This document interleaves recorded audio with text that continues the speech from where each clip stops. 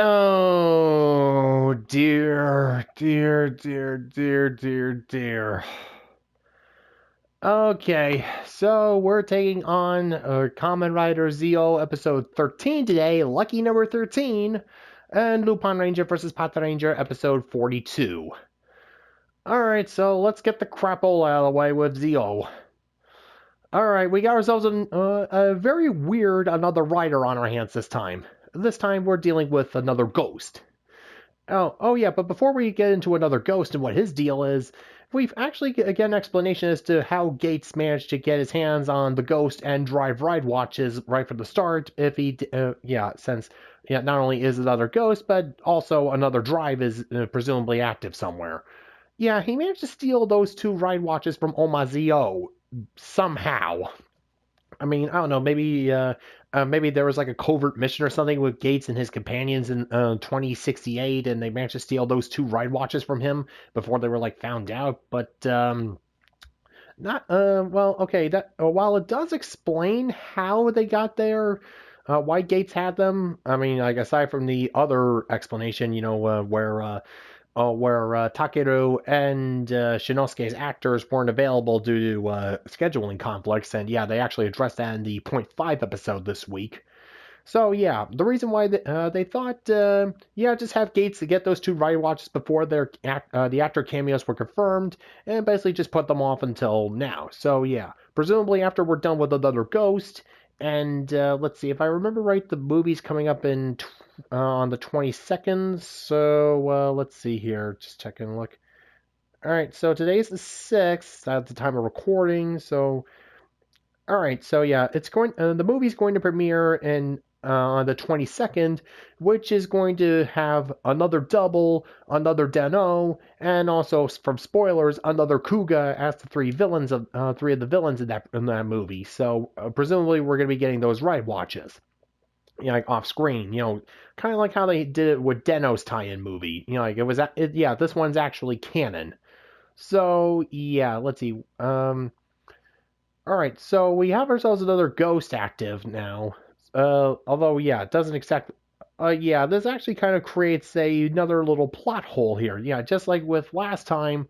Yeah, future Sogo couldn't give present Sogo the Gaim ride watch because he was supposed to go and get it from Kota. Get the ride watch from Kota to preserve the timeline. But now we have the problem of both Ghost and Drive's ride watches being held by Gates, and yet we have Sogo, who's going to who is already run to Takeru and most likely later Shinosuke to get those ride watches. So what is it? Oh God, no! I'm just expecting a funny Valentine to just be off screen. Is like, okay, so how are they gonna fuck this up? Yeah, by the stars and stripes, how did they fuck this up? Yeah, unless the two ride watches, two of the same ride watches, it's a time paradox. It can't exist simultaneously. Oh yeah, actually, they don't explain where the 3 days from Future Sogo from the Gaim arc went. So, I mean, what was it like? What Jack Splicer's time travel machine from Shaolin Showdown, where he displayed it to the guys and he was like, "Greetings from the future," and then went back to just create that little mini loop, uh, or what? Oh yeah, I forgot. If I question the way things are, then I'm just gonna get kicked in the head by a horse. Right. Thanks for reminding me of that. Okay, all right, back to my general grievances here. Another ghost is actually a very weird outliner from the other riders. First of all, being that, the guy who became another ghost, a police officer, instantly recognized from his bullshit from when he saw him. He's like, "Hey, you want to be king? I'll give you this power if you become king. Help you become king." He's like, "No way, you're obviously evil." But then he died pushing his sister away from from a set of falling girders. And yeah, unlike the most of the cliches where he had more than enough time to push him move himself out of the way, from how it was presented, yeah, the girders were falling way too fast, and from the angle that they were falling, he would have still been crushed by them, even if he had managed to, even if he had enough time to get himself and her out of the way. And so, yeah, he managed to save his sister Mika, but he got crushed by the girders, and yeah, just before he was about to die, forcefully inserted the another ghost ride watch into him, having him become another ghost. And yeah, and oh yeah, as we see later, that is literally his new lifeline now. If presenting actually an interesting problem. Sogo and Gates, yeah, if they defeat another ghost, they'll kill him. Yeah, no, unlike the other another riders, yeah, this is kind of like a redo of how created another build from a basketball player who was about to die. Now we have a guy whose literal new lifeline is the another ghost ride watch. So yeah, that kind of creates a bit of a problem there.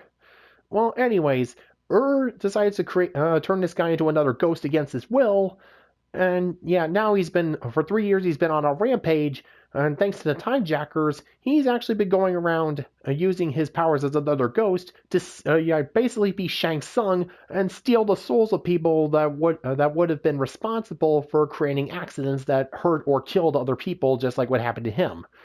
Yeah, well, because the Time Jackers could see into the future, they've been, for the last 3 years or so, they've been giving him his targets, where he's been going around just stealing, like, of hundreds of thousands of souls. And yeah, another ghost claims that he's basically doing this to, well, make sure that people don't get hurt.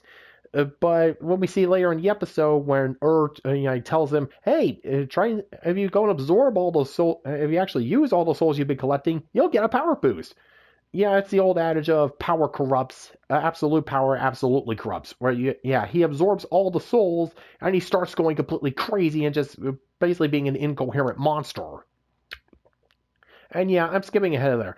Yeah, Takeru, the guy who's originally Ghost, in this revised timeline, he and his two goons, I forget their names from Ghost. They were barely characters.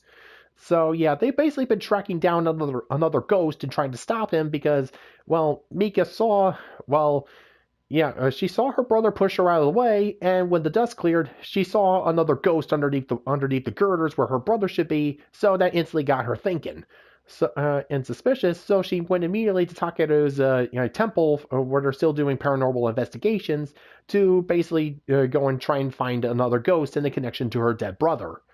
So yeah, for 3 years, Takeru's been tracking another ghost down, and just this time, when he finally thought he was about to get a lead on him, surprisingly, he was attacked by Kamen Rider Agito. Although, for anyone who actually knows about Kamen Rider, yeah, just take a look at the belt. It's not Agito's belt, it's a new version of the Deca Driver, which can mean only one thing. The Destroyer of Worlds is here. Kamen Rider Decade. And yep, they got Masahiro Inoue back to replace Tsukasa. And Tsukasa, for some reason, is working with the Time Jackers. How? Well, because Waz is actually collaborating with them and basically gave him his contact info. Yeah, why is Waz collaborating with the Time Jackers and vice versa? Well, because recently, apparently through Gates and Tsukiyomi's interactions with Sogo, time has actually been starting to change, and Omazuyo is in danger of never being. So Waz is like, yeah, I gotta go get things back on track, and the old adage of the enemy of my enemy is my friend and all that.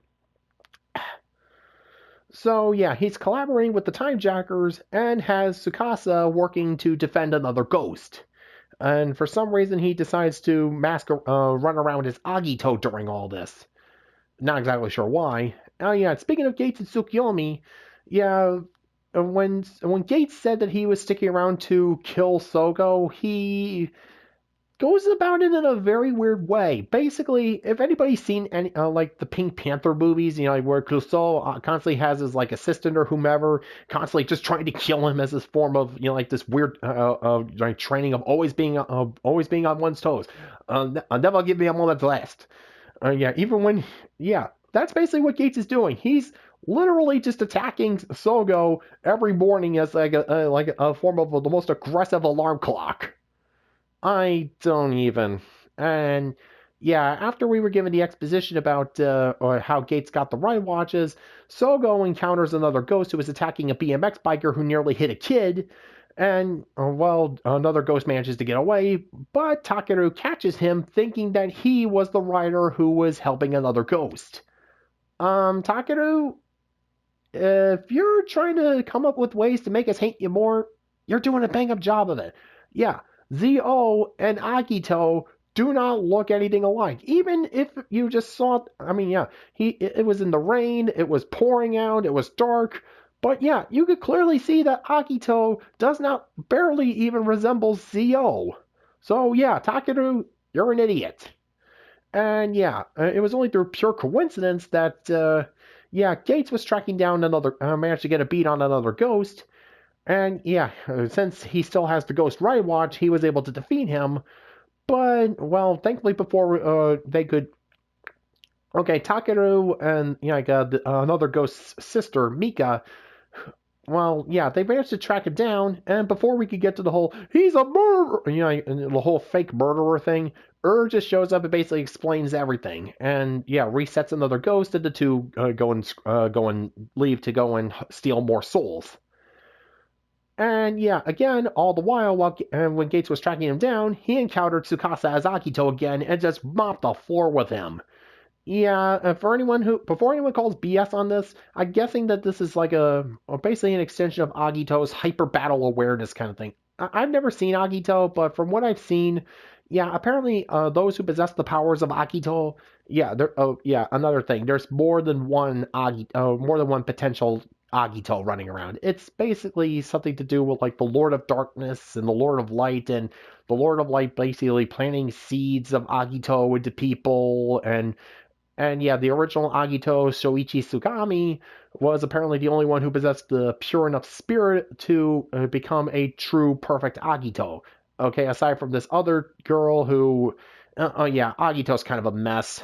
Anyways. Yeah, using Agito's battle clairvoyancy, Tsukasa just wipes the floor with drive and just pimps out. But yeah, since Tsukiyomi can also see into the future, she sees another incident where there's people hurt because of a gas bomb, or there's like a grill, there's like some outdoor grill. There's like a gas leak, and there was an explosion. So they managed to track that to being another ghost target. This is where he starts absorbing all the souls, a la Shang Tsung, goes nuts, and starts to attack just anyone now because yeah, basically he's just a mindless monster at this point. And still basically led on by his instinct to hunt down people that would hurt other people. Basically tells him, yeah, Zi-O, the harbinger of the apocalypse is right there, so kill him. So yeah, that's basically got a beat on him. And yeah, Gates actually manages to hand Sogo the Ghost Ride Watch. He actually uses Zi-O now has the powers of Ghost. And what should have been a tip-off for the characters is that Lost wasn't there to give his whole "rejoice, for he has claimed the rider powers of blah blah blah." Yeah, he doesn't do that, so yeah, big tip-off for them that he might have gone off the reservation. But yeah, Gates and Sogo nearly managed to defeat another ghost, but Tsukasa shows up again, and well, Gates is knocked down and yeah, depowered. And yeah, to go and change things up, Tsukasa switches from Agito to Hibiki, and Hibiki and another ghost just beat the ever-loving tar out of Zi-O. Yeah, Tsukasa, as Hibiki uses his final attack ride, the giant drums, the giant taiko drums that Hibiki uses to finish off Makomo, sends Zi-O flying, and another ghost is about to is about to do the whole "your soul is mine" thing. But before he could do that, Takeru somehow manages to knock Sogo's soul away from, another ghost's jaws. So yeah, it's basically like how Takeru was. He's now Sogo's basically some sort of astral projection ghost thing now. Or yeah, the sheep talisman. What? And yeah, and we end up with the episode with Tsukasa, talking with Ora, and yeah, he's just basically doing this for no real reason as far as we can tell, but a bit of a tip-off as to what he's really doing here is that he has the Decade Ride Watch, which Zi-O's Decade armor is going to be Sogo's super form. And yeah, from spoiler information there, the Decade Ride Watch allows Zi-O to access the super forms of any of the Ride Watches he's already collected. Because, yeah, like I said, he already has the Taj Dol Ride Watch, so I'm guessing that's the first one he's going to get access to. And yeah, here's why I'm thinking Tsukasa's doing all this. The only reason he's doing this is to test Sogo. I mean, yeah, as a as another Kamen Rider that was going to be a harbinger of death, he's just basically there to test Sogo. Kind of like what happened when Kenzaki showed up to fight him, and yeah, like, all the riders showed up to basically end the Rider War and prevent the world merger. Basically, Tsukasa is basically acting as another test to basically see if Sogo is going to become Zi-O. Yeah, the Demon King of Time versus the Destroyer of Worlds. And yeah, Tsukasa's no longer the Destroyer of Worlds. Technically, he's just kind of bumming around between bumming around between worlds for. I'm guessing that's what he's doing. I mean, yeah, based on his previous appearances, and let's see, I'm basing off his last appearance in the two-part finale of Wizard, because Kamen Rider Taisen, that movie never happened. Yeah, that's the last canon appearance of Decade. Again, Kamen Rider Taisen never happened. So yeah, he's not the same cocky prick that he was before.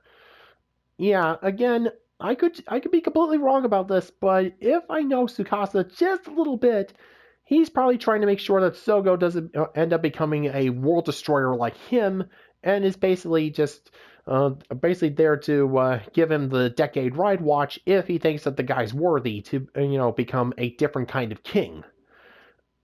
And yeah, this is a complete speculation on my part, but yeah, remember, Tsukasa was at one point the great leader of Daishocker, so I'm guessing he would know a thing or two about Kamen Riders going off script and becoming evil, and yeah, just making sure that Sogo doesn't completely screw the world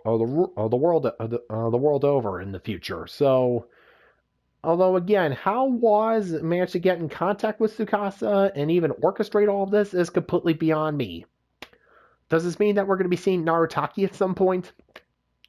And yeah, talking about Tsukasa, yeah, aside from just a coloration change from his new Deca driver, the Neo Deca driver, yeah, in addition to having the powers of the from Kuga to Kiva, he can also change into any of the riders that preceded him from double to build. So yeah, we're going to be demonstrating that later. And I'm not exactly sure if Tsukasa's going to be sticking around as a main character or if he's just here for this little mini arc or whatever. Because Masahiro Inoue is still busy doing the Garo spinoff Jinga. I mean, I haven't seen Kami no Kiba where Jinga premiered, or yeah, but mostly because I've been meaning to catch up on Garo. I mean, I'm still at Makai Senki. I mean, I still have both chapter of the Black Wolf on my shelf there, and I'm probably gonna get the rest of the stuff released from Kraken Media. Shameless plug, not an ad, hashtag not an ad. Yeah, make that clear. I'm probably gonna get that for Christmas at some point. So catching up from Makai Senki and yeah, I've still got a way to go until I get to Kami no Kiba. I still haven't seen Yami wa Torasu Mono yet, where, yeah, the Ryuga timeline. So, but yeah, anyways. Yeah, we have ourselves an interesting dilemma with another ghost, and also Tsukasa's here to throw another monkey wrench into the mix, so we'll just have to see what he's up to, what Waz is thinking, and yeah, just how this whole another ghost situation is going to get resolved, because odds are the guy who is another ghost, he's going to be dead. Yeah, in order to stop him from stealing more souls, they're going to have to put him down. And yeah, that could set Sogo down a very dark path. Being someone who's actually taking a life, that could be the dark nudge that leads towards Zi-O. Or at least that's what I'm think any competent writer would do that, but then again, if we question the way things work, we're gonna get kicked in the head by a horse. So there's that. Mm. Oh yeah, and speaking of mass death and destruction, we have Lupinranger versus Patranger episode 42. Yeah, this is where we finally put an end to Destra, but oh my god, this guy went out with several bangs. Yeah, starting off here, we start off with Kyrie and Noel meeting up at an outdoor cafe, and yeah, a surprise, surprise, since one of the Pata Rangers is out in the open, Destra comes a knocking, only he's not alone this time. He's got Ghosh backing him up. And yeah, here's where we started getting something interesting here. Yeah, no, yeah, you know that binocular collection piece that Noel warned everyone about a couple of episodes back? Yeah, she uses this on Noel to scan him, and I'm going to assume that this is kind of like that collection piece. Basically, once Ghosh analyzes someone with it, she can, I don't know, perfectly predict their moves or something, or counteract their attacks or whatever. You know, just kind of like with Shadow Reset in Persona 4. You know, anybody who's played that game, once that Shadow scanned an opponent, she's basically invincible to their attacks. And I'm guessing that this is something similar with this collection piece. But yeah, when Ghosh scans Noelle, she says that she sees something interesting, and that causes him to completely freak out and just start swinging around like a madman, trying to stop her. But that only leads to, yeah, Ghosh and Destra springing their trap, incapacitating Noelle and Kyrie, and getting their hands on Victory Striker and Siren Striker.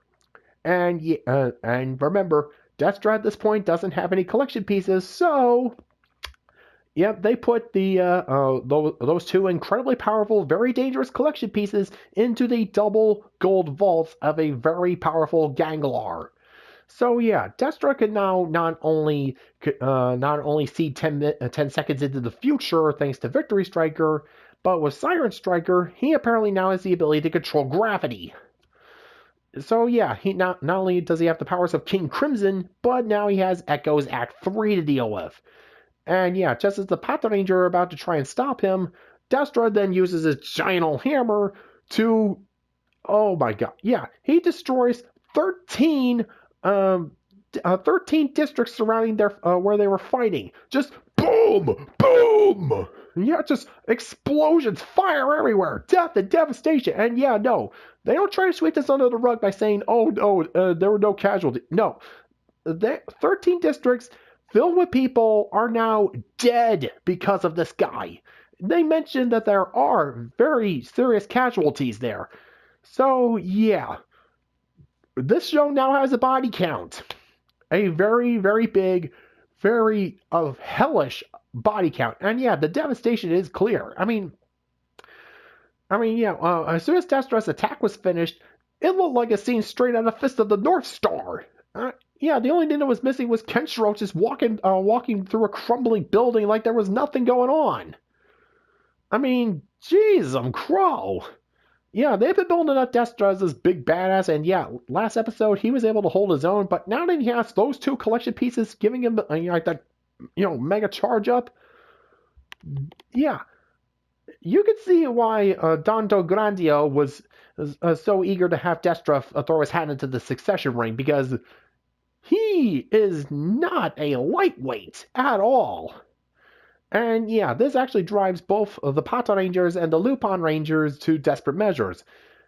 Yeah, basically, Keiichiro and Kyrie suggesting to use the opposite teams to help them stop Destra, because yeah, this time the Patrangers recognize that as long as Destra has those collection pieces, then he's basically invincible. And the Lupinrangers recognize that they're going to need the backup to finally put Destra down. Although initially not Noel, because yeah, remember when Ghost scanned him with that collection piece? And yeah, when Kyrie mentioned it when Kogure was bandaging him up, Kogure just made a beeline straight for Noel, and something about Ghost scanning Noel has got Kogure and Noel completely spooked. Not exactly sure what it is, but yeah. Basically, even with Destra powered up with those two collection pieces, Kogure tells Noel to stay out of it. Because, yeah, this has got to be very, very big if Kogure is telling him, don't help those two teams against this insanely powerful Ganglar. The risk must be, astronomical here. But of course, Noel just can't stand by and let those two get let 6 of his friends just get completely slaughtered by Destra. And yeah, the fight against him does not go well. I mean, using Victory Striker's precognition abilities, Destra is able to see their plans coming a mile away.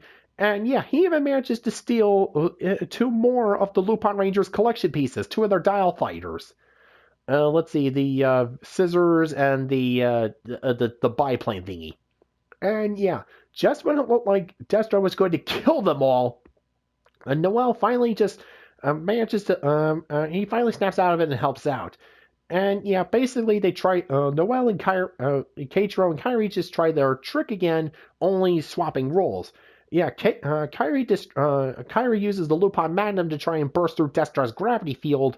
But while that's going on, Keiichiro uses the 2 dial fighters that Destra dropped and uses them on the gold safe containing Siren Striker, manages to get it back, and while he's distracted by that, Noel, the rest of the Lupin, the other, and Tuma and Umika, whichever. Either way, they get both a Siren Striker and Victory Striker back, and yeah, they basically just deal a serious blow to Destra, but even that wasn't enough to take him down. And yeah, his last gambit, he has Ghost make him grow. So, both the teams combine to form a good feeling Lupin Kaiser VSX or whatever that thing is. The multi combined monstrosity thing. And yeah, surprisingly this time to finally, hopefully show that the teams are finally starting to collaborate. Yeah, or before it was just the Phantom, Tuma and Umika on one component, Tsukasa and Sakuya in one, and only just Noel, Keiichiro, and Kairi in the main control component. This time it's actually, it's Umika and Sakuya in one, Tuma and Tsukasa in the other, and yeah, still with the reds on top there. So yeah, they're actually more social. They've actually in the position now where both teams can actually work together now to take down Destra. And yeah, they just let him have it. And yeah, Destra's finally out of commission. They managed to get the Siren and Victory Striker back. And Dograndio is not pleased at all about this. Yeah, he actually really did respect Destra. And yeah, just one for me and one for my homie.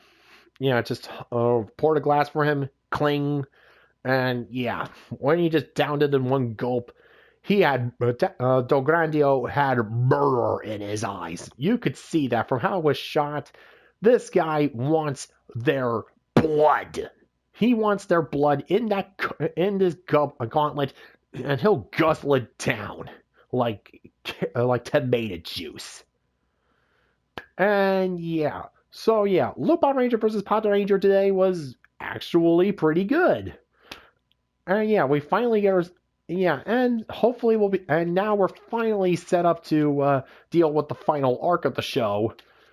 And yeah, finally figure out what happens when all the collection pieces are gathered, what Noel's deal is, and we're going to see if Don Dograndio is finally going to get off his big chair and finally show everyone why he's the Don of the Ganglar. Whereas with Zi-O, yeah, they brought back the Destroyer of Worlds, and odds are the show is probably not going to do well. Yeah, no, yeah. Waz actually mentioned that Tsukasa was like Sogo in many ways. Yeah, like both of their shows being screwed over by Shinichiro Shirakura. Yes, they are quite alike in various ways. And yeah, it was actually, I find it very appropriate that Tsukasa showed up in the 13th episode of Zi-O, since at the 13th episode of Decade, Sho Aikawa was taken off the writing duty, and Shoji Onomura and Shirakura took control of the show and made Decade such the infamous mess that it is today. So yeah, great, a nice little bit of continuity there, guys. Really great. So yeah, I've gone on long enough. So Zi-O was problematic, and Lupinranger versus Patranger, yeah, it was a good one. So till then, see ya.